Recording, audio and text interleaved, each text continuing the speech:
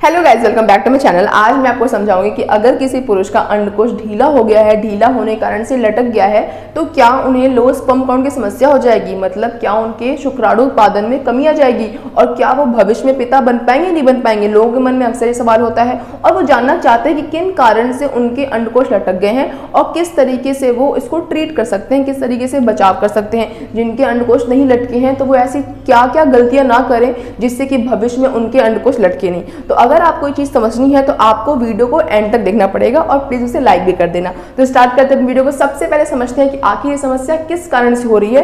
पुरुषों के जो अंडकोश हैं वो क्यों लटक जाते हैं, किस गलती की वजह से लटक जाते हैं, फिर रीजन क्या है उसके पीछे। ठीक है, अब देखो आगे लिखा हुआ है कि अधिकांश पुरुष ये देखते हैं कि उनकी त्वचा की थैली जो उनके वृषण को पकड़ती है वह ढीली पड़ने लगती है और उनके वृषण लटक जाते हैं।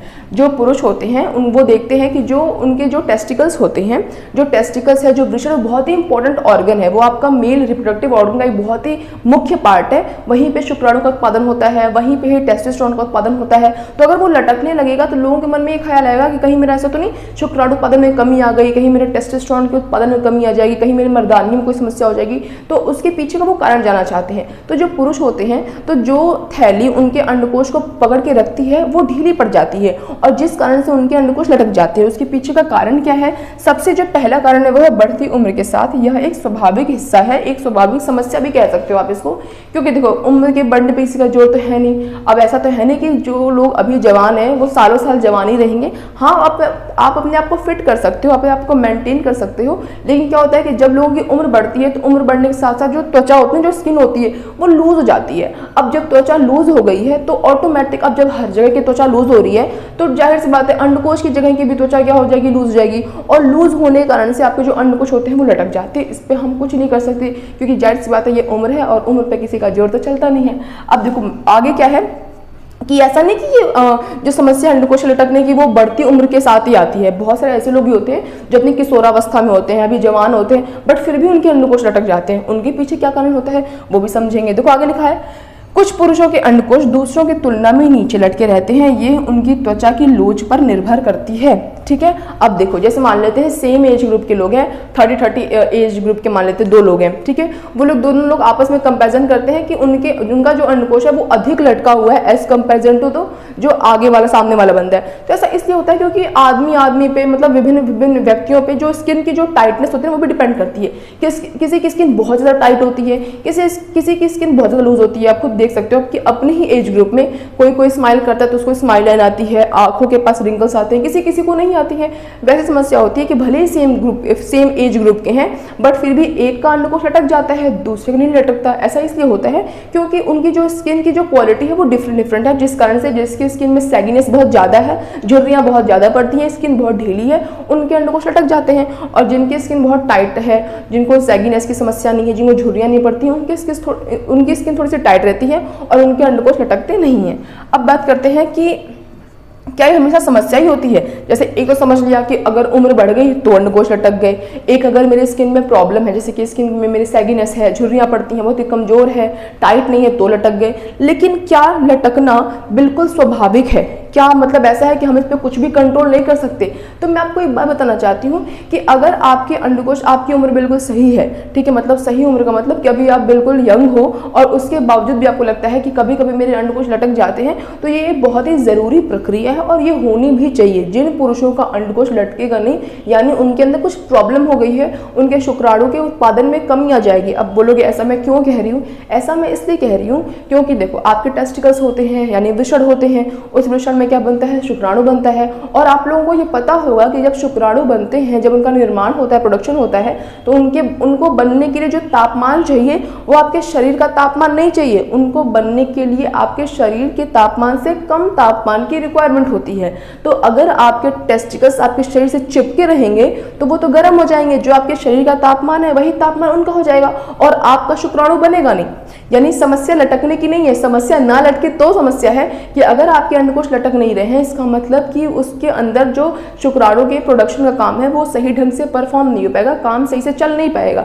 जब आपके अंडकोश लटकते हैं तो वो अपने आप को ठंडा कर देते हैं। जो आपके शरीर का तापमान होता है उस तापमान से कम तापमान हो जाता है आपके अंडकोश का, और तब आपके शुक्राणु का जो उत्पादन का जो क्रिया है, जो काम है, वो बिल्कुल अच्छे से परफॉर्म होता है। तो आपके अंडकोश का लटकना भी एक बहुत ही ज़रूरी प्रक्रिया है और आपके अंडकोश को लटकना चाहिए। यानी कि अगर वो लटकेंगे नहीं तो उनका तापमान कम नहीं होगा और आपका शुक्राणु उत्पादन हो नहीं पाएगा और आपको फर्टिलिटी की, आपको बांझपन की समस्या हो जाएगी। तो अगर आपको लगता है कि मेरे अंडकोश लटक जाते हैं कभी कभी, तो ये आपके लिए बहुत ही अच्छी बात है, ऐसा होना चाहिए। देखो भाई लिखा हुआ है शुक्राणु उत्पादन के लिए आपके अंडकोश को सही तापमान पर रखने के लिए आपके अंडकोश स्वाभाविक रूप से आपके शरीर से दूर लटक जाते हैं। शरीर का तापमान लगभग 98.6 डिग्री फ़ारेनहाइट के आसपास रहता है। स्वस्थ शुक्राणु के उत्पादन का समर्थन करने के लिए आपके अंडकोश को कुछ डिग्री ठंडा होना चाहिए, तभी शुक्राणु उत्पादन होगा, अदरवाइज आपके शुक्राणु का उत्पादन हो नहीं पाएगा। ठीक है, तो 3 मेन रीजन बताया। जो चौथा रीजन है वो वेरिकोसिल। वेरिकोसिल भी पुरुषों में होने वाली एक आम समस्या है, जिस समस्या की वजह से भी जो अंडकोश होते हैं वो लटक जाते हैं। ठीक है, क्योंकि आसपास की नसों में सूजन भी आ जाता है। तो ये सारे वो 4 कारण हैं। इन 4 कारणों की वजह से आपके जो अंडकोश हैं वो लटक जाते हैं। तो आपके मन में आया क्या ये समस्या है? तो इतना समझने के बाद ये तो समझ में आपको आ ही गया होगा कि अंडकोश का लटकना, उसका सैगिनेस कोई समस्या नहीं होती है। हाँ देखो, अगर आपके अंडकोश लटक रहे हैं और साथ साथ में आप कुछ अदर सिम्टम जैसे कि सूजन दिख रहा है या फिर आपको पेन हो रहा है, तो उस स्थिति में आपको तुरंत बिना देरी करे अपने डॉक्टर के पास जाना चाहिए। बट अगर आपके अंडकोश आपको लग रहा है कि लटक रहे हैं क्योंकि आपकी स्किन थोड़ी सी लूज हो चुकी है, आपकी उम्र थोड़ी सी बढ़ चुकी है, और अगर आपका नॉर्मल टेम्परेचर वाइज लटक रहा है क्योंकि शुक्राणु के उत्पादन के लिए तापमान कम चाहिए। अब गर्मी के टाइम पे क्या होता है, गर्मी के टाइम पे अक्सर जो टेस्टिकल्स होते हैं वो लूज होते हैं, वो थोड़ा सा शरीर से लटके हुए रहते हैं क्योंकि गर्मी में तापमान शरीर का थोड़ा ज़्यादा होता है, आसपास का तापमान भी ज़्यादा होता है। तो उस टाइम पे क्या होता है, टेस्टिकल्स अक्सर क्या होते हैं, थोड़े से लटके रहते हैं। बट ठंड के टाइम पे अक्सर वो आपकी बॉडी से चिपक जाते हैं क्योंकि बाहर का एनवायरमेंट बहुत ठंडा होता है, उनको गर्मी चाहिए और गर्मी के लिए वो क्या करते हैं, आपकी बॉडी से जाकर वो कनेक्ट हो जाते हैं, चिपक जाते हैं। इसलिए क्या होता है, अक्सर गर्मी में थोड़े से टेस्टिकल्स लूज होते हैं और ठंडी में थोड़ा सा आपके शरीर से चिपके रहते हैं क्योंकि बाहर का एनवायरमेंट तो कॉन्स्टेंट होता नहीं है, वो तो फ्लक्चुएट करता रहता है, इस कारण ऐसा हो जाता है। तो बात करते हैं बचाव कैसे कर सकते हैं। तो बचाव ऐसे कर सकते हैं हम कि खूब पानी पी सकते हैं। देखो, खूब पानी पीने से आपकी उम्र तो ऐसा होगा नहीं कि उम्र बढ़ेगी नहीं, और खूब पानी पीने से ऐसा तो कुछ होगा नहीं, लेकिन खूब पानी पीने से क्या होगा कि अगर आपकी लाइफस्टाइल बहुत खराब है, खराब खान पीना है, ठीक है, आपके स्किन में कुछ प्रॉब्लम है क्योंकि आप पानी नहीं पीते हो, स्किन बहुत ही झुर्रियाँ पड़ रही हैं, तो वो समस्या ट्रीट हो जाएगी, तो आपके अंडकोश लटकेंगे। ठीक है, अगर आप व्यायाम करोगे, आपकी बॉडी टोन रहेगी, फिट रहेगी, तो भी दिक्कत नहीं होगी। धूम्रपान नहीं करना चाहिए, शराब नहीं पीना चाहिए, ये बात तो सबको पता है, बट फिर भी फॉलो नहीं करते कुछ लोग। बिल्कुल लत होती है बहुत ही, जो कि बुरी लत होती है, तो ऐसा नहीं करना चाहिए। ऐसे थोड़ा ना कि अगर आप शराब पियोगे या फिर धूम्रपान करोगे तो सिर्फ टेस्टिकल्स लटकेगा, बोलोगे लटकने दो लेकिन मैं तो शराब पीऊंगा। बट बहुत हज़ारों तमाम लाखों तरह की होती हैं, बीमारी आती हैं। तो अगर आप अपने बारे में नहीं तो अपने घर वालों के बारे में सोचो। बट धूम्रपान भी नहीं करना चाहिए, शराब का सेवन भी नहीं करना चाहिए। आगे कह रहा है कि आहार में आपको विटामिन ए, बी, सी, ई और ओमेगा 3 फैटी एसिड का सेवन करना चाहिए अपनी डाइट में, जिससे कि आपकी स्किन बिल्कुल खिली रहेगी, एकदम टाइट रहेगी, आपको सैगिनेस की समस्या नहीं आएगी। तो आज की इस वीडियो के लिए बस इतना ही। मुझे लगता है मैंने आपको हर एक चीज़ बिल्कुल बारीकी से समझा दी है। बाकी कोई डाउट होगा तो कमेंट बॉक्स में कमेंट कर देना, मैं वहाँ पे आपको इसका रिप्लाई दे दूंगी। और अगर वीडियो अच्छी लगी हो, इन्फॉर्मेटिव लगी हो, तो वीडियो को लाइक कर देना, और ऐसे और इंटरेस्टिंग और इन्फॉर्मेटिव टॉपिक्स के लिए मेरे चैनल सब्सक्राइब करना। That's all, bye guys.